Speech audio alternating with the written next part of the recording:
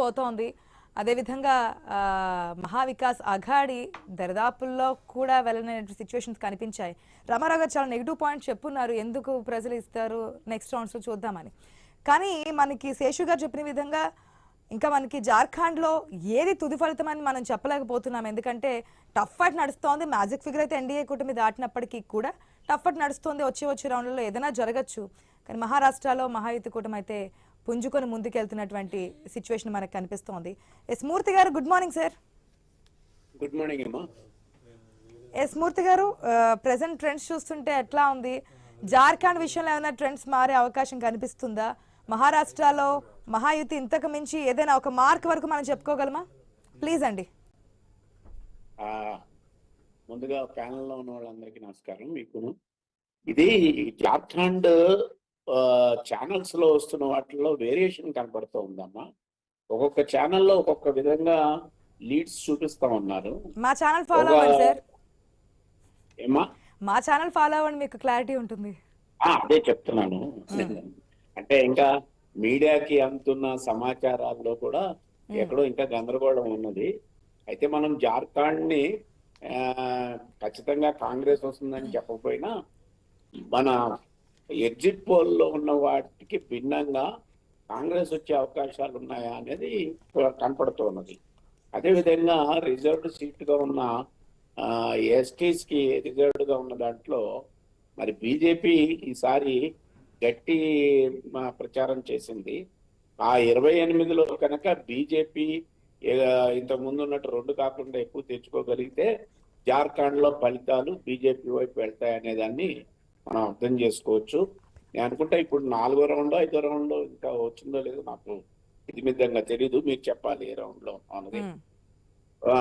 5-6 rounds దాటిన తర్వాత కానీ వీటిని మనం కొంత అంచనా వేయడానికి ఇబ్బందికరంగానే ఉంటుంది అనేది నాకున్న అభిప్రాయం. రెండోది, అక్కడ అవినీతి జార్ఖండ్ లో అవినీతి నిరుద్యోగం ఈ రెండింటి మీద బీజేపీ బాగా కేంద్రీకరించింది. అవినీతి అని ఇక్కడ ముఖ్యమంత్రిని తీసుకెళ్లి జైల్లో వేసి తర్వాత మళ్ళా వచ్చారు. ఈ ఘటనలన్నీ మనం చూసాము. అయితే జార్ఖండ్ లో అవినీతి అనేది అంత పెద్దగా పనిచేస్తుంది అని నేను అనుకోను. అయితే అక్కడ 3 ప్రధానమైన నగరాలు ఉన్నాయి. రాంచీ ఉంది, బొకారో ఉంది, జంషెడ్పూర్ ఉంది. ఇక్కడ ఉన్న ఈ నగరాల్లో ఉన్న వాటిల్లో ఎక్కడ ఏది బాగా పుంజుకుంది అనే దాన్ని మనం వేచి చూడాల్సిన అవసరం ఉన్నది. అయితే ఓట్ల యొక్క వేరియేషన్ కూడా పెద్ద డిఫరెన్స్ ఉండదు అని చెప్పి నేను భావిస్తున్నాను. అందుకని జార్ఖండ్ లో ఆ 28 సీట్లలో ఎస్టీకి సంబంధించిన రిజర్వ్డ్ వాటిల్లో బీజేపీ ఏ మేరకు బాగా వేయగలిగింది అనేది మనం వేచి చూడాలి అనేది నాకు నా అభిప్రాయం. ఇది ఒకటి. రెండోది, మహారాష్ట్ర వచ్చేసరికి 2014 నుంచి 2024 వరకు కనుక బీజేపీ స్వతంత్రంగా సాధించిన సీట్లు చూస్తే డిక్లైన్ అవుతూ వచ్చింది. 120 నుంచి 83 దాకా వచ్చింది. అయితే అక్కడ పార్లమెంట్ ఎన్నికల్లో 17కే పరిమితమైన నేపథ్యంలో మహారాష్ట్ర మీద కేంద్రీకరణ బాగా చేసింది.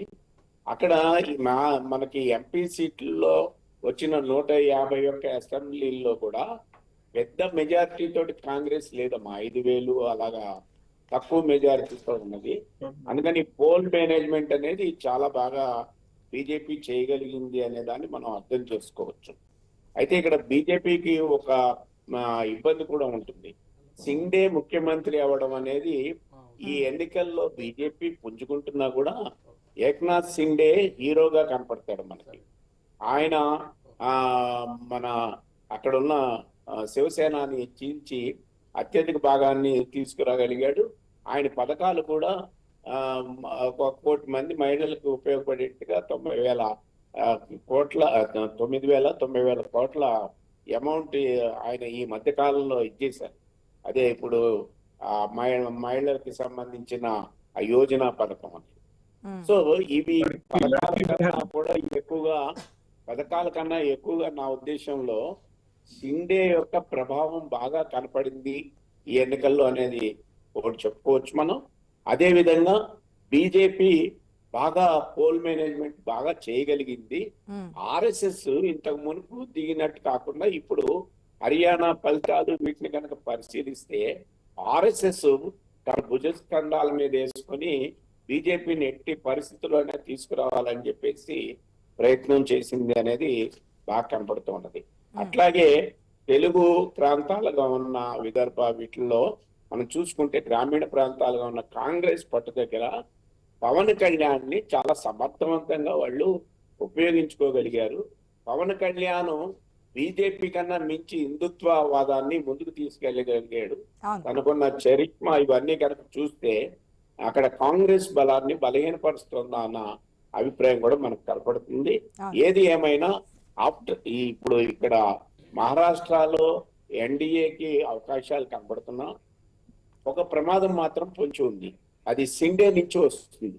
ఎందుకంటే ముఖ్యమంత్రిని వాళ్ళు ఫడ్నవీస్ అనేది అనుకున్నా కూడా ఈ ప్రతి రాష్ట్రంలో కూడా ఆ ఫడ్నవీస్ ని ప్రొజెక్ట్ చేసినట్టుగా గతంలో ఇప్పుడు చేయలేదు. ఎందుకు చేయలేదు అని అంటే ఈ పోల్ మేనేజ్మెంట్ లో పరిస్థితులు ఎట్లా ఉంటాయి అన్నది బీజేపీ కొంచెం ఆచితూచింది ఉంది. ఇప్పుడు బీజేపీకి క్లియర్ గా ఫడ్నవీస్ నే ముఖ్యమంత్రిని చేయాలనేది వస్తుంది. అక్కడ మరి ఏక్నాథ్ షిండే మళ్ళా తిరిగి మూర్తి గారు స్మాల్ ఇంటరప్షన్. బీజేపీ ఆల్రెడీ ప్రకటించింది ఏక్నాథ్ షిండే ముఖ్యమంత్రిగా, ఫడ్నవీస్ కాదు. ఆల్రెడీ ప్రకటించేశారు. మహాయుతి కూటమి అధికారంలోకి వస్తే మరొకసారి ఏక్నాథ్ షిండేనే ముఖ్యమంత్రి అవుతారని ప్రకటించేశారు already. Election campaign after poll BJP ముందు ఈ టాస్క్ వస్తుంది. ఖచ్చితంగా ఫడ్నవీస్ కనుక ముందుకు తీసుకొస్తే ఆర్ఎస్ఎస్ చాలా బలంగా ఆయన్ని తీసుకురావాలని ఉంది. అందులో ఇప్పుడు దానికి మ్యాజిక్ మన ఇందులో ఎక్కువగా మ్యాజిక్ దాటంలో బీజేపీ మళ్ళీ తిరిగి కోలుకుంటోంది. 2014లో వచ్చిన 120 సీట్లకి దగ్గరగా వెళ్లే పరిస్థితి మనకి కనపడుతోంది. అటువంటప్పుడు బీజేపీ ఆర్ఎస్ఎస్ శ్రేణులు ఈ షిండేని రాణిస్తాయా అనేది ఒక సమస్యగా అది పరిణామం చెందే ప్రమాదం కూడా ఉంది అని నేను చెప్పదలుచుకున్నాను. అది ఏ మేరకి కాంగ్రెస్ కూటమి చేయగలుగుతుంది అనే దాన్ని చూడాలి. చూద్దాం. ముఖ్యమంత్రి పదవుల గురించి మహారాష్ట్రలో ఖచ్చితంగా అధికారం రాకముందు ఉన్నటువంటి మాటలు అధికారం వచ్చిన తర్వాత ఉంటా అనేది కూడా డౌటే. ఎందుకంటే అధికారం వచ్చిన తర్వాత మార్పులు జరుగుతూ ఉంటాయి కాబట్టి. రైట్, ఇప్పటికి ఇంకా ట్రెండ్స్ చూసుకుంటే కనుక మనం ఫస్ట్ నుంచి ఏదైతే ట్రెండ్స్ కొనసాగుతున్నాయో అదే విధమైన ట్రెండ్సే కొనసాగుతున్నాయి. మహారాష్ట్రలో మహాయుతి కూటమి స్టిల్ నౌ లీడింగ్ లో కొనసాగుతుంది. 220 స్థానాల్లో ముందంజలో కొనసాగుతున్నటువంటి పరిస్థితి మనకు కనిపిస్తోంది. అదేవిధంగా మనకి జార్ఖండ్ విషయానికి వస్తే జార్ఖండ్ లో ఎన్డీఏ కూటమి ముందు వరుసలో ఉన్నప్పటికీ కూడా క్షణక్షణంలో అభ్యర్థుల యొక్క పర్సంటేజ్ అంటే ఓట్ల పర్సంటేజ్ని బట్టి ముందంజ వెనకంజ అనేది మారిపోతూ ఉంది. ఒక్కొక్క రౌండ్లో ఒక్కొక్క అభ్యర్థి ముందంజలు ఉంటే మరొక రౌండ్లో పుంజుకొని ముందంజలో ఉంటున్నారు. లేదంటే కనుక అపోజిషన్ ఉన్నటువంటి పార్టీ ముందుంటున్నారు. సో అక్కడ ఇంకా దోబూచులాట జరుగుతూ ఉంది.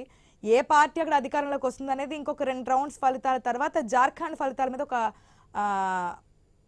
క్లియర్ కట్గా ఒక అవగాహన వచ్చే అవకాశం ఉంది. కానీ మహారాష్ట్రలో అయితే మహాయుతి కూటమి 220, మహావికాస్ అఘాడి 55, అదర్స్ 13 స్థానాల్లో లీడ్లో కొనసాగుతున్నటువంటి పరిస్థితి. అదేవిధంగా శివసేన మనకి మహారాష్ట్ర విషయానికి వస్తే శివసేన ఏక్నాథ్ షిండే మనకి కోప్రి నుంచి ముందంజలో కొనసాగుతున్నటువంటి సిచ్యువేషన్ కనిపిస్తోంది. అదేవిధంగా సరైఖెల్లా నుంచి చంపై సోరైన వెనకంజలో కొనసాగుతున్నారు జార్ఖండ్. ఈ విధంగా నాయకులు ఒక్కొక్క రౌండ్లో ఒక్కొక్క విధమైన ఫలితాలు కనబరుస్తున్నారు. ఒక రౌండ్లో ముందంజలో ఉంటే తర్వాత రౌండ్ ఫలితాలు వచ్చేటప్పటికి వారు వెనకంజలో ఉన్నారు. దీన్ని బట్టి తెలుస్తుంది ఓటర్ ఏ విధంగా ఉన్నారనేది. మనం లాస్ట్ వరకు చెప్పలేం. ఇంకొక 2 రౌండ్లు ఫలితాలు వస్తే కనుక ఏ విధంగా ఉండబోతుంది ఏంటి అని తెలుస్తుంది. ఒకసారి జార్ఖండ్ విషయానికి వస్తే మనకి ఇప్పుడున్నటువంటి ట్రెండ్స్ ప్రకారం చూసుకుంటే ఎన్డీఏ కూటమి లీడ్లో కొనసాగుతున్నటువంటి సిచ్యువేషన్ కనిపిస్తోంది. దరిదాపుల్లో మనకి ఇండి కూటమి కూడా ముందుకు కొనసాగుతున్నటువంటి సిచ్యువేషన్ ఉంది. చూద్దాం అక్కడ ఏ విధమైన పరిస్థితులు ఉంటాయో. మన ప్యానల్ మెంబర్ చెప్పినటువంటి సిచ్యువేషన్స్ ప్రకారం దాదాపుగా ఎగ్జాక్ట్ పోల్స్ అయ్యే అవకాశం ఉన్నట్టుగా తెలుస్తోంది 2 రాష్ట్రాల్లో కూడా. కాకపోతే జార్ఖండ్లో దోబూచులాడే పరిస్థితి ఏదైనా ఉందా, హంగొచ్చే పరిస్థితులు ఏదైనా ఉంటుందా, ఇతరుల ప్రాబల్యం ఎంతవరకు ఉంటుంది అనేది కూడా కాస్త డైలమాలో ఉన్నటువంటి సిచ్యువేషన్ చూస్తున్నాం. చూద్దాం మినిట్ టు మినిట్ అప్డేట్. అది ఏ స్టేట్ ఎలక్షన్స్ కావచ్చు, దేశం దాటి అమెరికా లాంటి దేశాల్లో ఎలక్షన్స్ కావచ్చు, మినిట్ టు మినిట్ అప్డేట్ ఖచ్చితమైన ఫలితాలను మీకు చూపిస్తుంది ఐ న్యూస్. ఒక చిన్న బ్రేక్ తీసుకొని మళ్ళీ 2 రాష్ట్రాల ఫలితాల గురించి చర్చ